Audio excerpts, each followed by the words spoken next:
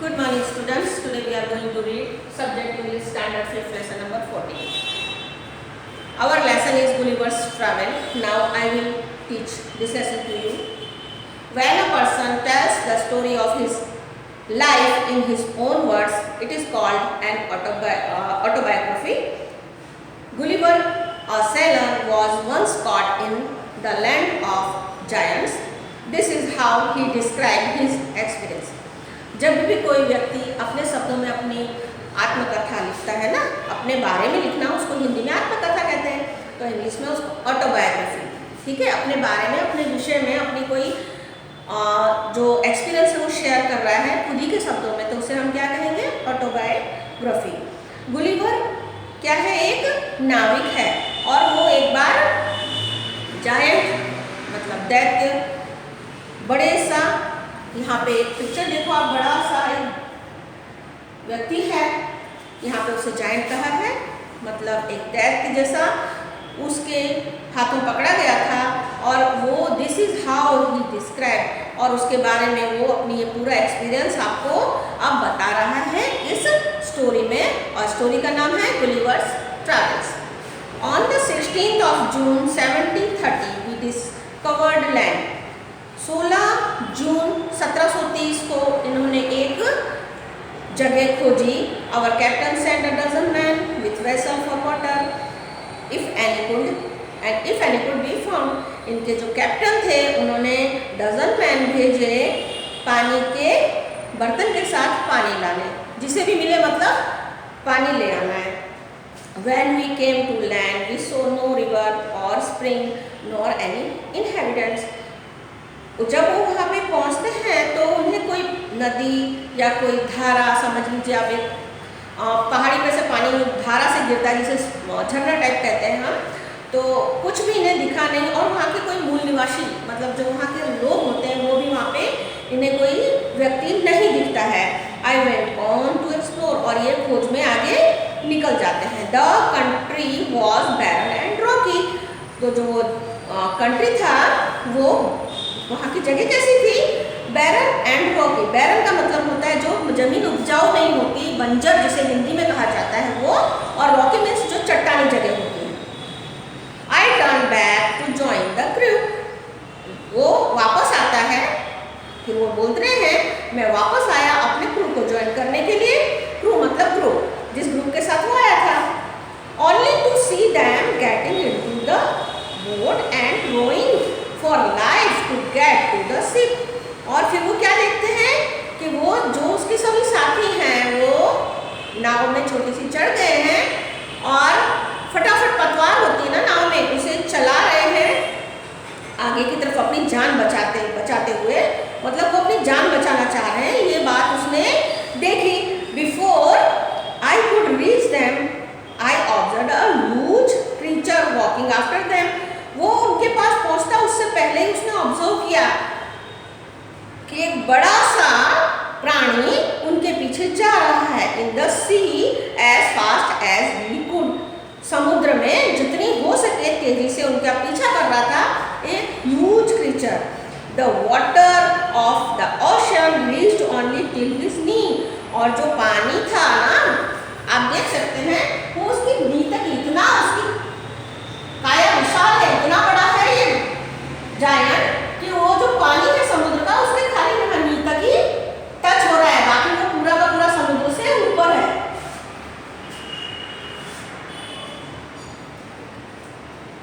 However, the monster was unable to overtake the speeding boat। फिर भी वो इतना विशाल था तो भी वो जो बोट स्पीड से जा रही थी उसको वो ओवरटेक करने में अनेबल, मतलब वो कामयाब नहीं हुआ या वो उसको पकड़ नहीं पाया। आपके शब्दों में हम कहें तो जो ये पकड़ना चाह रहा है जायंट बोट को, तो वो इतनी स्पीड में बोट जा रही थी कि ये अनेबल, मतलब वो उसको पकड़ नहीं पाया, कामयाब नहीं हुआ बोट पकड़ने में।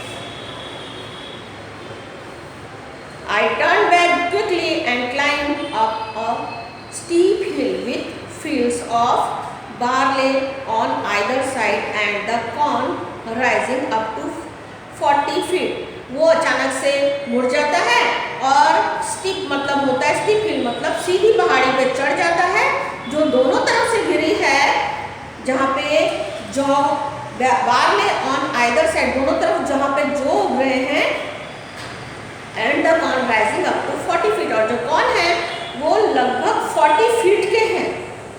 There was a fence to pass from one field to the other, वहाँ पे बाड़े लगे हुए, फेंस मीन्स बाड़ा, ठीक है, खेतों में बाड़े कहे जाते हैं, तो बाड़े लग रखे थे वहाँ पे कि एक फील्ड से दूसरे फील्ड में जाने के लिए। It was impossible for me to climb because every step was 6 feet high, और ये इसके लिए इम्पॉसिबल हो रहा था ऊपर चढ़ना कि हर स्टेप है ना 6 फीट का था, ठीक है। I was trying to find a gap in the hedge when I discovered one of the inhabitant in the next field walking towards the fence. वो देखा उसने और वो छुपने की गैप ढूंढ रहा था। इतने में क्या होता है, trying to find a gap, वो ढूंढ रहा है कि भाई मैं कहाँ छुपूं, और इतने में वो देखता है कि वहाँ का कोई मूल निवासी फील्ड की तरफ आ रहा है बाड़े से, ठीक है। टूवर्ड्स मतलब की ओर से आना, वॉकिंग टूवर्ड्स द फेंस मतलब बाड़े की तरफ से आ रहा है। बाड़ा मतलब एक खेत से दूसरी खेत में जाने की जो एक फेंस लगी होती है उसे बाड़ा कहते हैं, तो क्रॉस करके आ रहा है।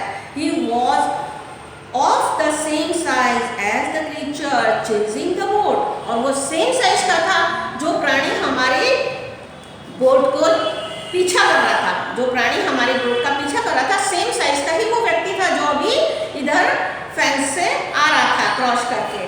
I was struck with utmost fear and astonishment and ran to hide myself. वो एकदम से बहुत ज़्यादा utmost बहुत ज़्यादा fear डर गया और भागा कि भाई मतलब अब कहाँ छुपेगा वो, ये कोई उतना ही बड़ा व्यक्ति अब उसके पीछे भी आ चुका था। He called in a voice much louder than a trumpet. Trumpet एक साधन होता है जिसकी बहुत तेज आवाज़ निकलती है, you can say the, Hindi में बाजा भी कह सकते हैं। उसने उससे भी ज़्यादा जोर से चिल्लाया। It sounded like thunder, 7 monster like him came towards the field ready to reap the corn, और उसके पीछे 7 मॉन्स्टर और आ रहे थे। मॉन्स्टर मीन्स ये जो दैत्य बताएंगे उनको ये कह रहे हैं मॉन्स्टर्स, और आ रहे थे जो फसल तैयार थी उसे काटने के लिए, कॉर्न की फसल। दे कैरिड अ रीपिंग हुक, और उनके हाथ में रीपिंग हुक भी था, which was very big. You can see the reaping hook, reaping hook ये है, इस तरह का जो हुक है उसे रीपिंग हुक कहा गया है, और जो बहुत ही बड़ा था। When one of the reapers approached where I lay hidden, I screamed as loud as I could. फिर क्या हुआ, अब बहुत ज़्यादा अच्छी स्टोरी आ गई। क्या होता है, एक ये छुपा हुआ होता है, उनमें से एक आता है, जो बड़ा सा प्राणी है, एक क्रीचर आता है और उसे पकड़ लेता है, ठीक है, और ये इतने जोर से डर से चिल्लाता है, स्क्रीम मतलब डर से चिल्लाना, जितना वो चिल्ला सकता है। The creature stopped reaping, picked me up between his thumb and forefinger.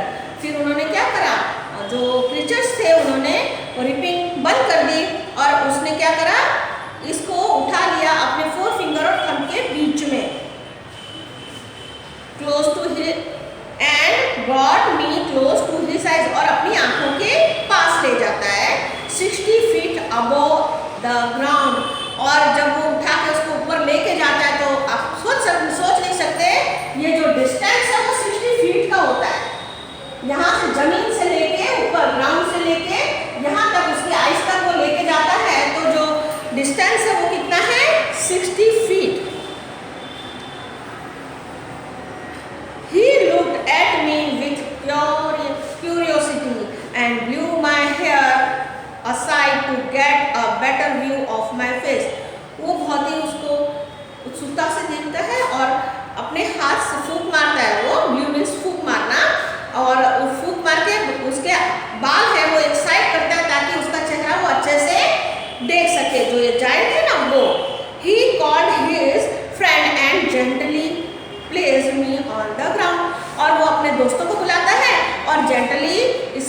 Ground में नीचे रखता है। They all sat on the ground to take a good look at मी।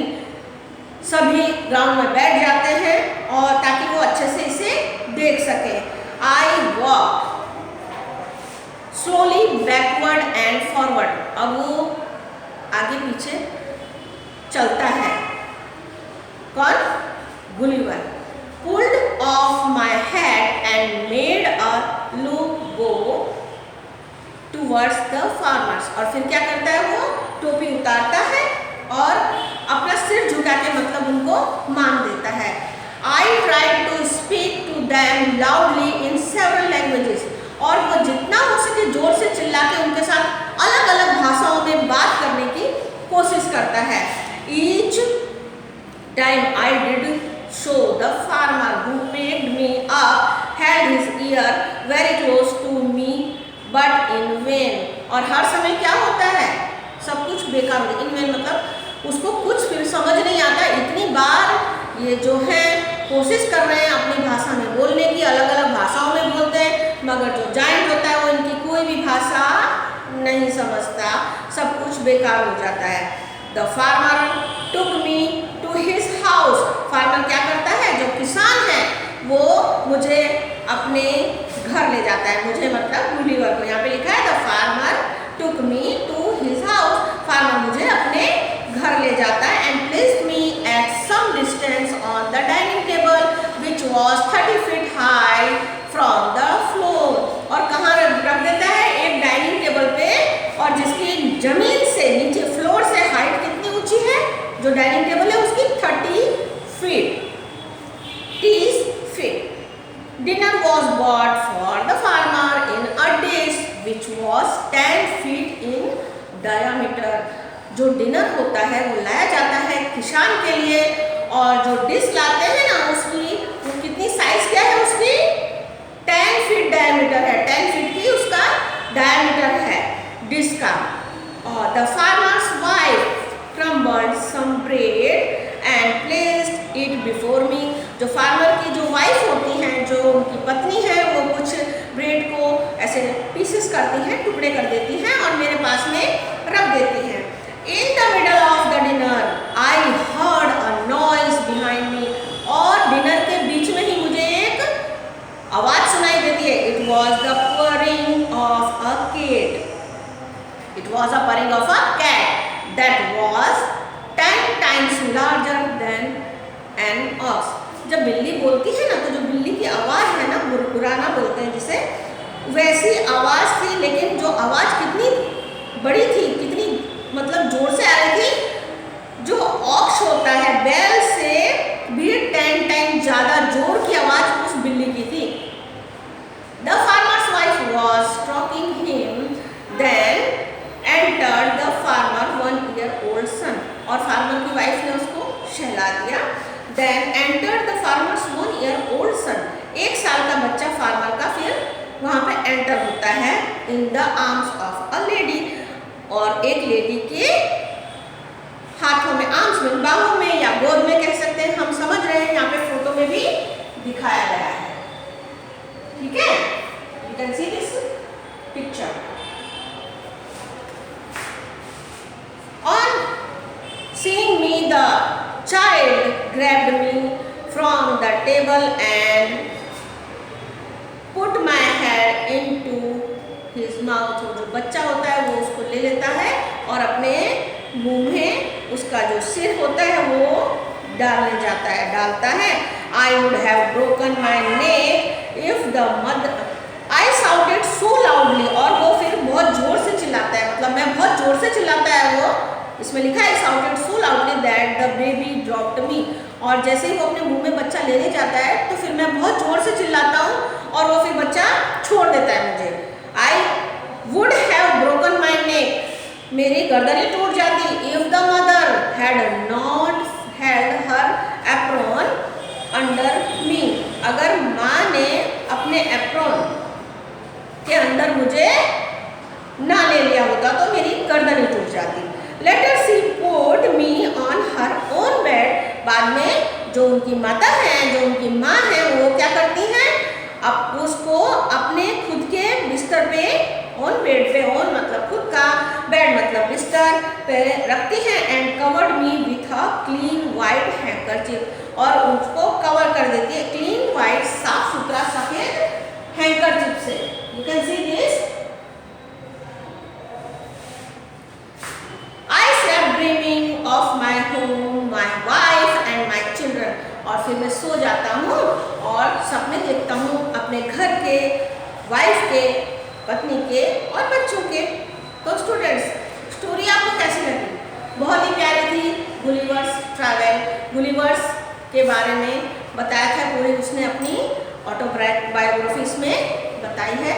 अब मैं आपकी जो वर्क बुक है वो आपको एक बार उसके जो क्वेश्चन आंसर है वो आपको बता देती हूँ।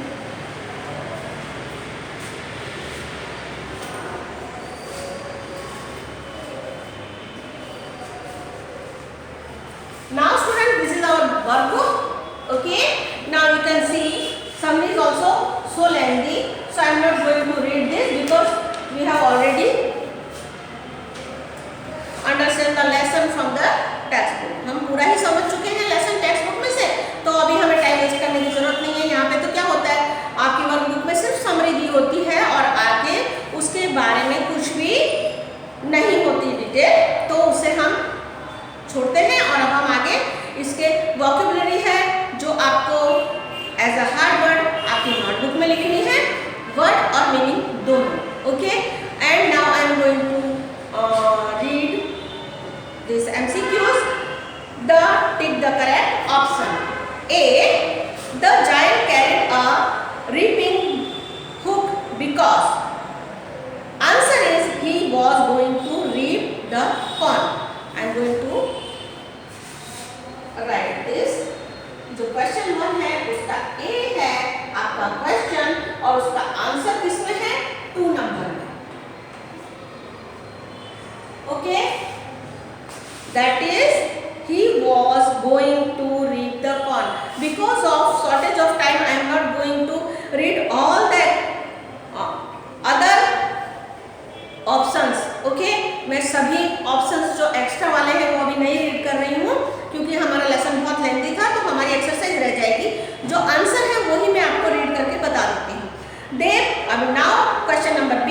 They put Gulliver on the ground to look at him because. Answer is they had never seen such a tiny man. So B का होगा 1, 2 and 3. Okay. C.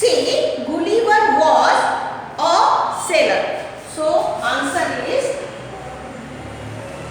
जो 2 नंबर में लिखा हुआ है a sailor.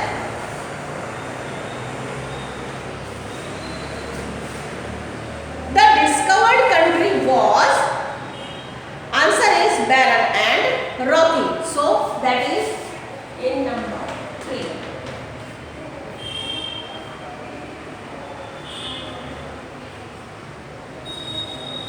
जो D का आंसर है वो 3 नंबर में है, barren and rocky.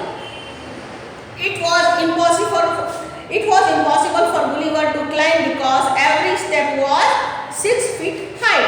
Answer 2 number पे है यहाँ पे। का आंसर 2 नंबर पे है students. So E, F and G and last one is H. Okay, E का आंसर 2 नंबर पे था 6 feet high. F, 7 monsters like him came towards the fields ready to reap the corn. Answer 2 number पे है यहाँ पे हमारा।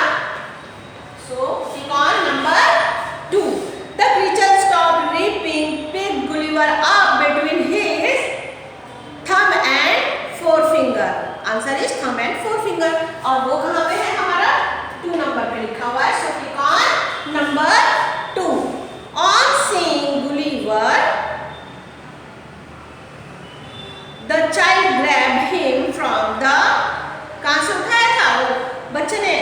तो dining table. Answer is dining table and that is number 1. Now I am going to read this again. The giant carried a reaping hook because he was going to reap the corn. और answer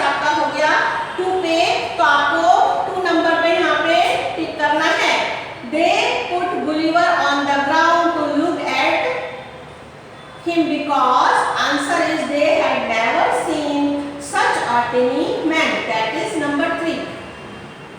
You can see here number 3. C. Gulliver was a sailor. C.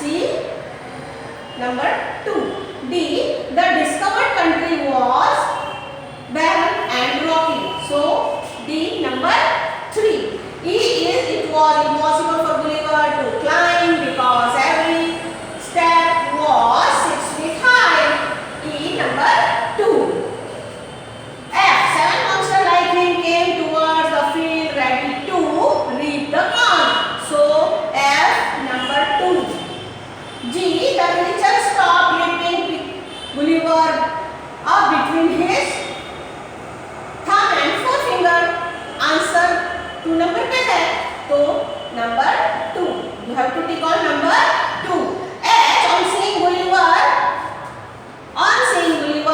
the child grabbed him from the dining table. Answer in number 1. Just tick this.